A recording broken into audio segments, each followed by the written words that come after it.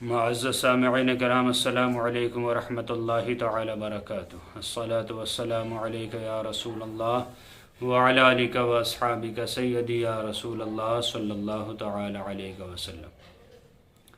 سائل نے سوال کیا کہ حضرت بطخ کو کھانا کیسا ہے؟ دیکھیے حضرات، بطخ ایک پرندہ ہوتا ہے جو زیادہ اڑ تو نہیں پاتا، لیکن ہے وہ پرندوں میں سے ہی۔ پانی میں اس کے رہنے کی زیادہ تر عادت ہوتی ہے اور خشکی میں بھی رہ لیتا ہے، اور بطخ کا کھانا بلا شبہ جائز ہے۔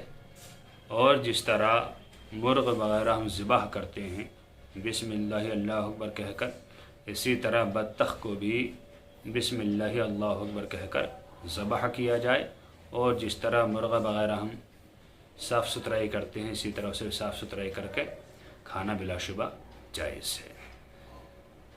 اس میں طرح طرح کے اعتراض کرنا کہ وہ کیڑے مکوڑے کھاتی ہے، وہ نالیوں میں کھاتی ہے پھرتی ہے، اور ڈیر کا پانی بھی گندا ہی ہوتا ہے، یہ کوئی بات نہیں ہے۔ ایسے تو مرغیاں بھی نالوں میں چگتی ہیں، پھر ان کو کھانا کیسے جائز ہو گیا؟ ان کے انڈے کھانا کیسے جائز ہو گیا؟ اسی طرح بطخ کا انڈا بھی لوگ کھاتے ہیں، اسے کھانا کیسے جائز ہو گیا؟ جب اس کا انڈا کھانا جائز ہے، اس کے جیسے اور پرندوں کو کھانا جائز ہے، تو پھر اس میں کیا حرج ہے؟ لہٰذا بطخ کو کھانا بھی حلال ہے۔ کوئی اگر کھانا چاہے تو بلا شبہ بلا جھجک ذبح کرنے کے بعد بنانے کے بعد اسے آرام سے کھا سکتا ہے۔ اللہ تعالیٰ سے دعا ہے کہ اللہ تعالیٰ ہمیں خوب دین متین سیکھنے کی توفیق عطا فرمائے۔ السلام علیکم ورحمۃ اللہ واللہ تعالی عالم بالصواب۔